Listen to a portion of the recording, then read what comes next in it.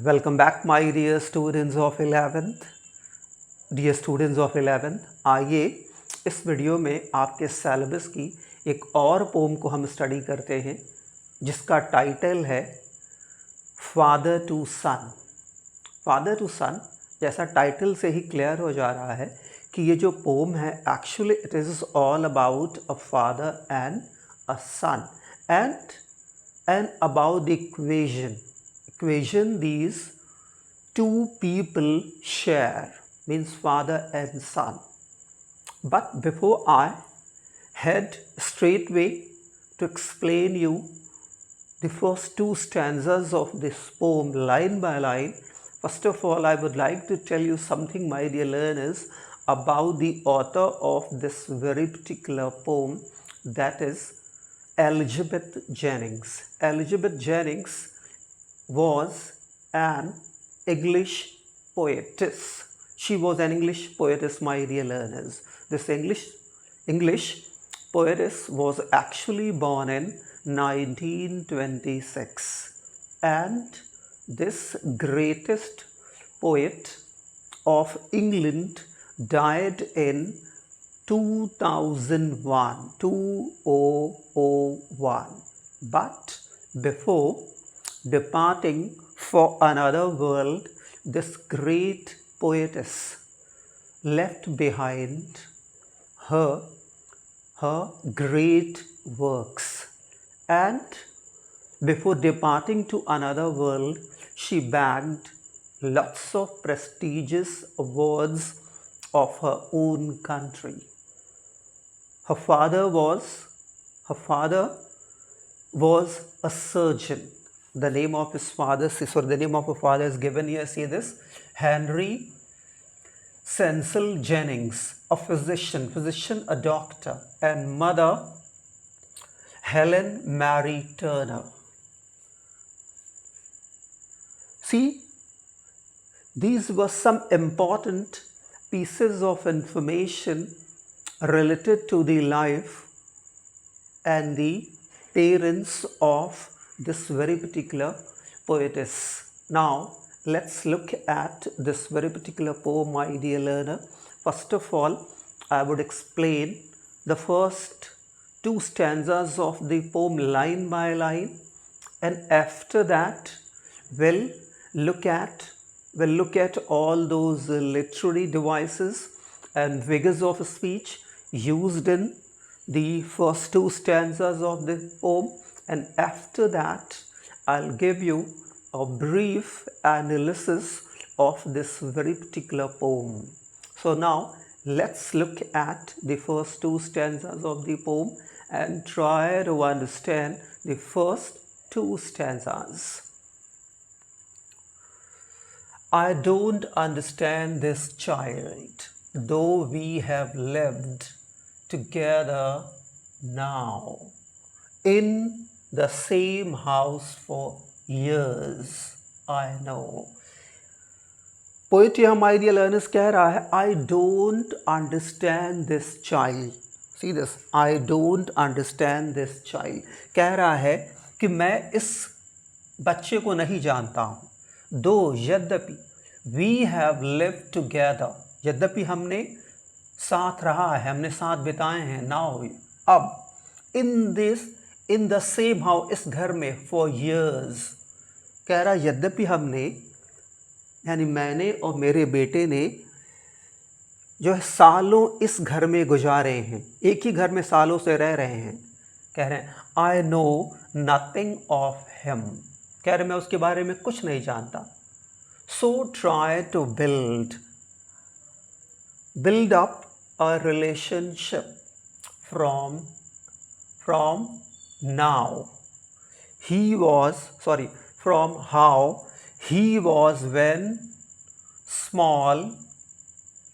So कह रहे हैं कि देखिए, पहले यहाँ पे क्या देखिए कि बता रहा है पोएट कि वो साथ ही, वो दोनों, वो और उसके सन, दोनों ने साथ ढेर साल बिताए हैं.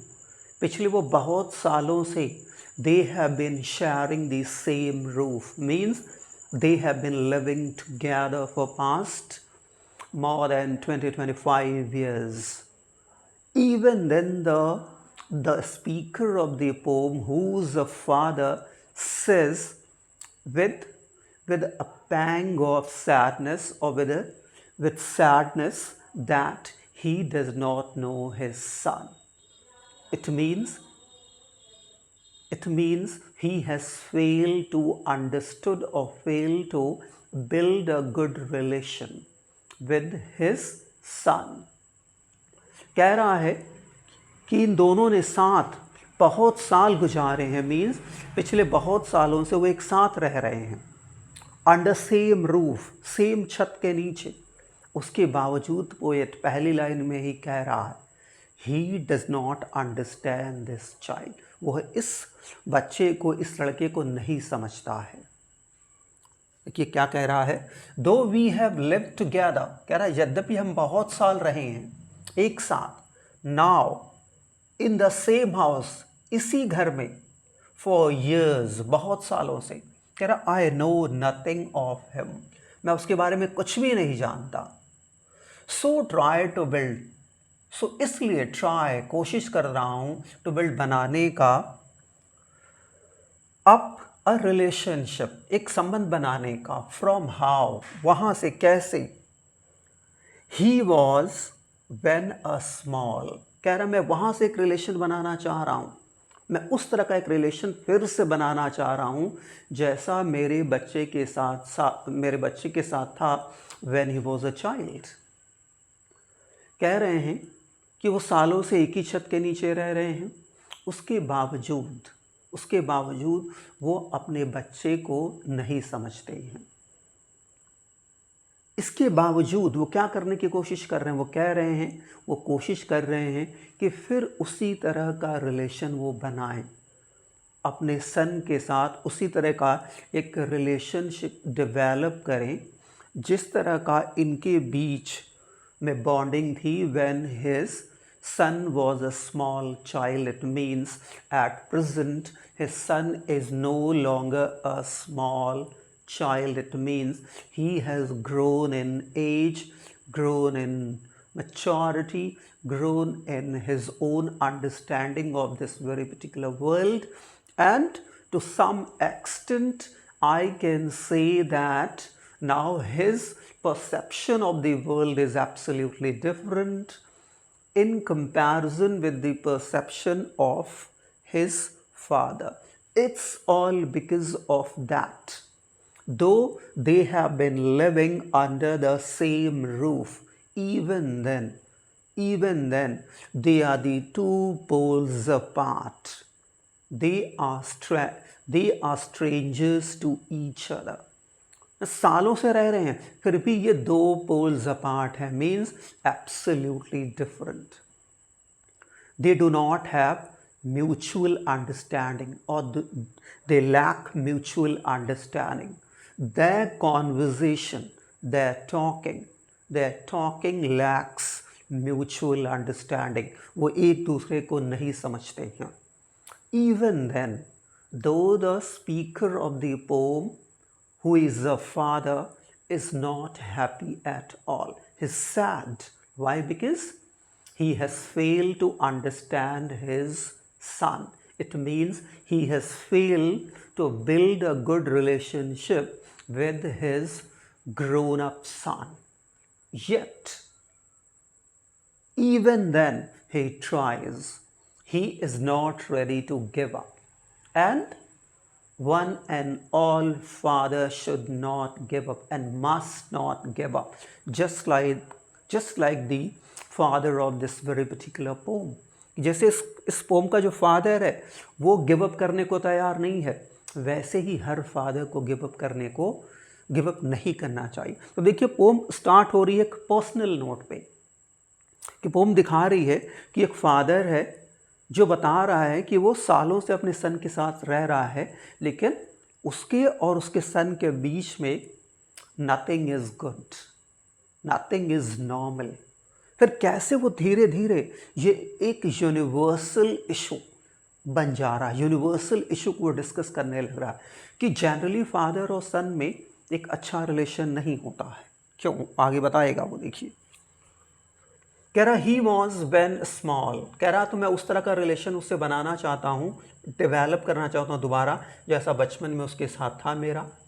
कह रहा येट, फिर भी, हैव आई किल्ड, क्या मैंने किल कर दिया, मार दिया है, द सीड, उस प्लांट को, आई स्पेंट ऑल्सो, जिसको मैंने खुद लगाया था, वेर इट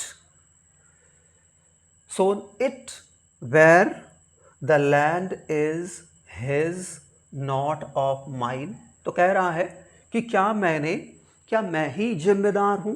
देखिए, टू सम एक्सटेंट, यहां देखिए कह रहा है, क्या कह रहा है, यट हैव आई किल, क्या मैंने मार दिया है, द सीड, उस सीड को, आई स्पेंट और शोन, जिसे मैंने खुद लगाया था, इट सोन इट, जिसे मैंने खुद लगाया था, where the land is his, जो लैंड आज उसका है, नॉट माइन, मतलब वो कहना चाहता है कि क्या वो खुद ही जिम्मेदार है। If he has failed to struck, if he has failed to strike a good bond, a good relation with his own son, कह रहा क्या वो उसका मतलब है, किल करने की बात कर रहा है, यानी कि कह रहा क्या उसने ये जो रिलेशन उसके बीच में ख़राब हुआ है, क्या ये उसका जिम्मेदार खुद है।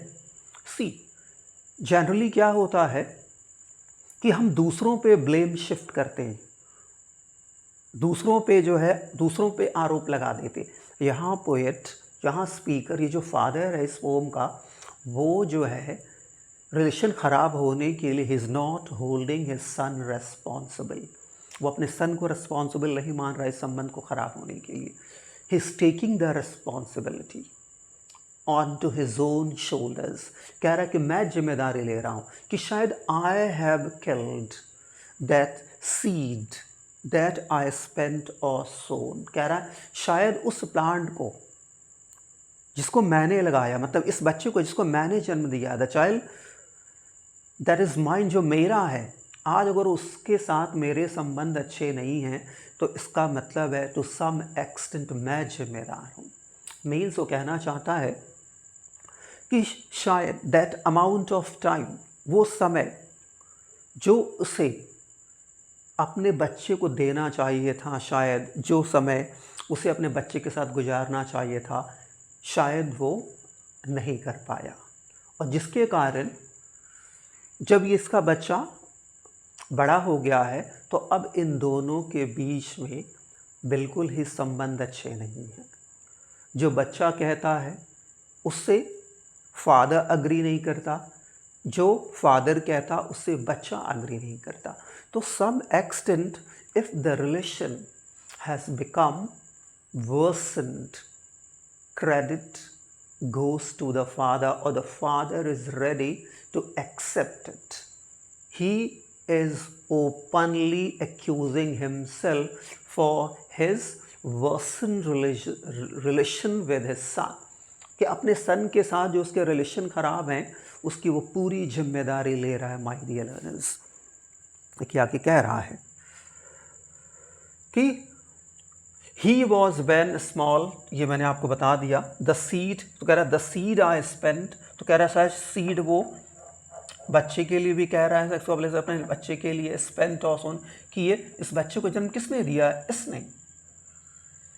It where the land is his not of mine, तो कह रहा है कि आज वो क्या है, लैंड, देखिए लैंड, यहाँ देखिए लैंड यूज़ कर रहा है, लैंड, लैंड मेटाफोरिकल सेंस में यूज़ हो रहा है माय डियर लर्नर, कि वो बच्चा, वो लड़का जिसको इसने जन्म दिया, इसने बनाया, आज उस दूसरे लैंड को बिलोंग करता है। Means now the world of his son is absolutely different.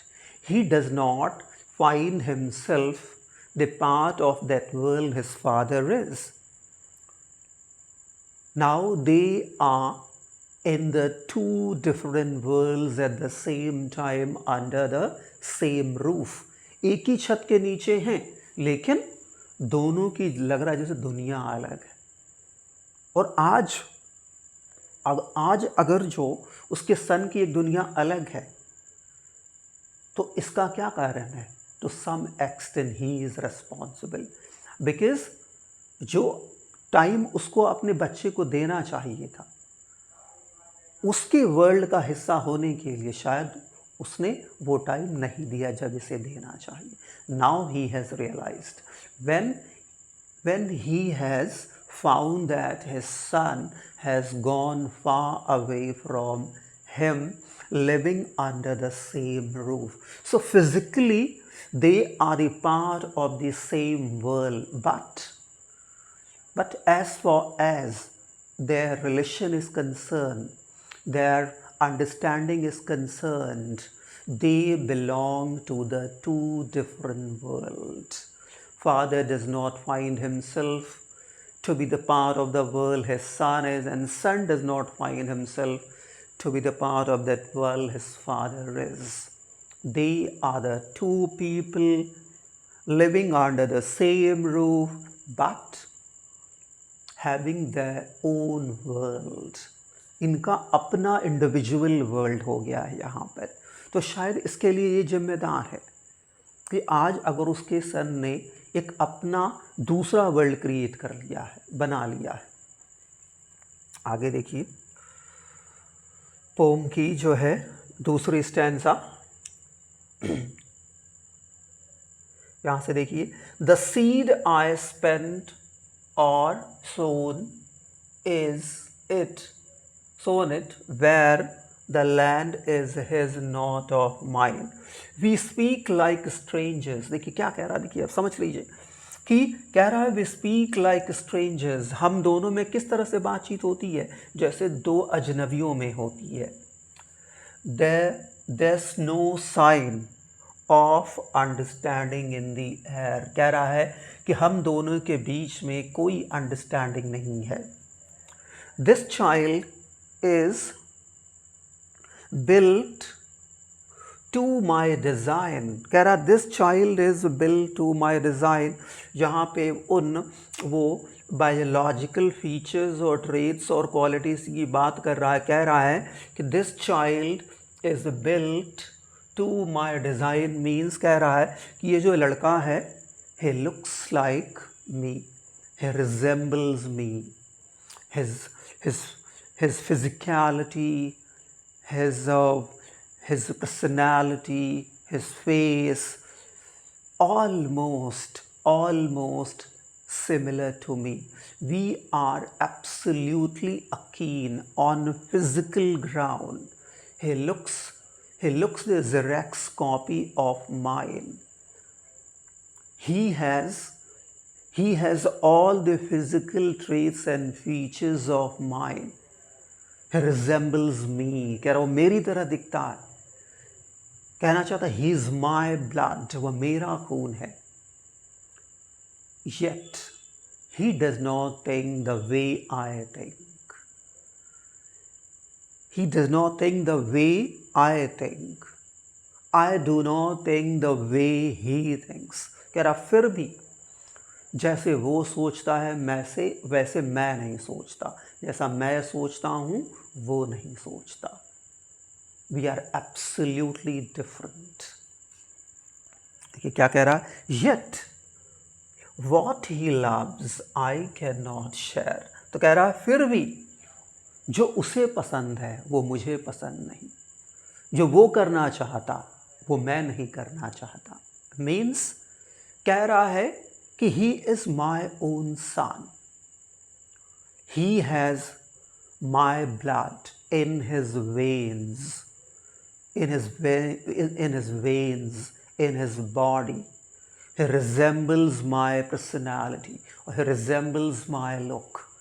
I have 1,000 reasons to say that he is my son, because he looks like me. He has all this similarity, or we have all this similarity. Nevertheless, his manner of thinking is different.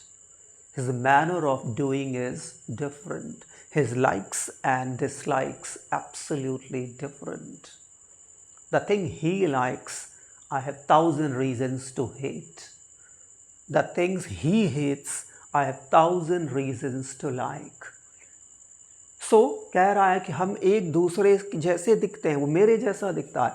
Why? Because he is my son. But वो उसकी सोच absolutely अलग है. हमारी जो सोचने का तरीका है वो एकदम अलग है. हमारा जो परसेप्शन ऑफ द वर्ल्ड है वो अलग है. तो माय डियर लर्नर्स, ये पोम की 2 स्टैंजाज हुई जिसको मैंने आपको क्लियरली एक्सप्लेन किया हुआ है. अब एक बार इसमें फिगर ऑफ स्पीच देख लेते हैं. My dear learners, I don't understand this child though we have lived together now in the same house for years. I know, कह रहा मैं जानता हूँ.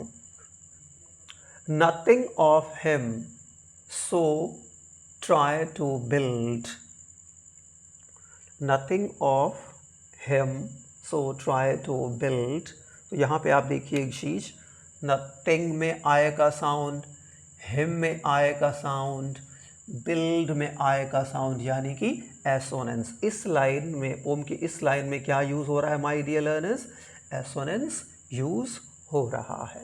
दूसरा इसके ऊपर वाला एक बार देख लीजिए, ये भी इम्पॉर्टेंट है. वी नीड, यहाँ देखिए, दो टी से शुरू हो रहा, टुगेदर टी से शुरू हो रहा, यानी कि दोनों वर्ड के शुरू में टी का साउंड हमें मिल रहा है, यानी कि एलिटरेशन. तो यहाँ पे एलिटरेशन है. क्लियर है माय डियर लर्नर? पोम की सेकेंड लाइन में क्या है? एलिटरेशन है. पोम की नेक्स्ट लाइन में देखिए, थर्ड लाइन में क्या है? यहाँ आय का साउंड, यहाँ आय का साउंड, यहाँ आय का साउंड, यानी कि यहाँ पे एसोनेंस है. फिर देखिए, up relationship from how he was when small, yet have I killed.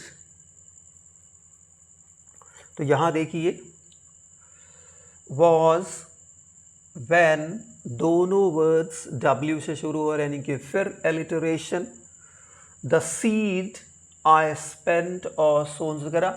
I kill the seed, यहाँ देखिए सीधे सीधे वो कंपैरिजन कर रहा है प्रोबेबली अपने सन को सीड से. ठीक है, इसका मतलब है यहाँ पे क्या हो जा रहा है? मेटाफोर. हियर वो सीधे सीधे अपने सन को सीड से कंपेयर कर रहा है, कह रहा है जिसको मैंने लगाया. तो यहाँ पे सीधे कंपैरिजन जब हो जाता है माय डियर लर्नर्स, बिना लाइक और एज का यूज़ किए हुए, तो क्या हो जाता? This is metaphor. तो यहाँ पे मेटाफोर भी हो रहा है माय डियर लर्नर्स. आगे देखिए, the land is his not of mine. तो देखिए यहाँ लैंड की बात कर रहा है. वो सीधे सीधे अपने जो है सन को, सॉरी एक चीज़ और देख लीजिए, एक चीज़ मैंने आपको यहाँ पे बताया, कहाँ गया? We have same house. ठीक है, तो सही है. तो यहाँ देखिए, land is his not of mine. We speak like strangers. इस लाइन को देखिए आप, कह रहा वी स्पीक लाइक स्ट्रेंजर्स, मतलब कह रहा है कि यहाँ वो अपने को और अपने सन को, बेटे को किससे कंपेयर कर रहा है? स्ट्रेंजर्स. किसकी सहायता से? लाइक वर्ड की सहायता से. तो मैंने आपको बताया है, जब भी लाइक और एज का इस्तेमाल करके जब कंपैरिजन किया जाता है तो कौन सा फिगर ऑफ स्पीच होता है my dear learners? That is simile. तो यहाँ पे सिमिली है माय डियर लर्नर्स. यहाँ सिमिली देखिए यूज़ किया जा रहा है. There's no sign of understanding in the air. This child is built to my design. कह रहा this child is built to my design.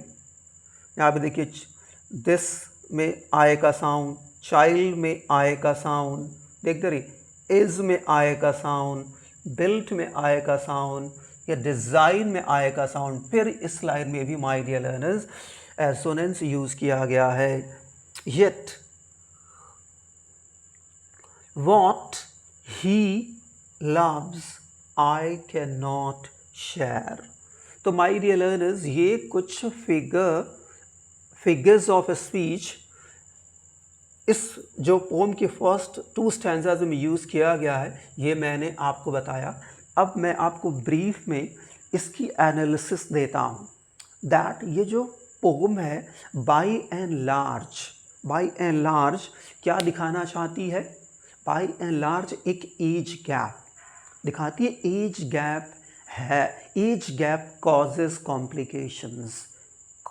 Complication between father and son. Father और son के बीच में जो एज गैप होता है my dear learners, it actually causes complications, or it actually affects the relationship between father and son. Father and son fail to come onto a kind of a general understanding or come onto a kind of a good terms, all because of age gap. Why? Because of the age gap, the father is not able to see the world the way his son wants to see the world. And because of the age gap, the son is not able to see the world with the lens of his own father. And it's all because of that. What happens? Complication crops up between their relation. Starts problem starts coming into existence. They time and again have 1,000 reasons to argue with each other. They unnecessarily start arguing unnecessarily. Father does not like the way the son likes. The taste of the father is absolutely different in comparison with the taste of the son. What the father approves, the son disapproves. What the father likes, the son does not like. और इसके कारण एक ये भी होता है that when the child is growing, at that time the father is generally busy in his own world, busy in earning and spending, busy in shaping his own particular future, particularly for the betterment of his own family. And at that time a vacuum is created between the son and father, and that vacuum later becomes so deeper that it becomes almost impossible for the father and son to fill it and to repair the damage of their own relation. So from my own point of view, a father, and particularly a father, should try his level best to give good amount of time to his own son right from the beginning, particularly at that time he is growing, when he is a kind of a teenager. At that time, a father should devote good amount of time, or should give good amount of time to his own son, that a kind of a vacuum might not come into existence in their relation, so that they can better understand each other and can better complement each other.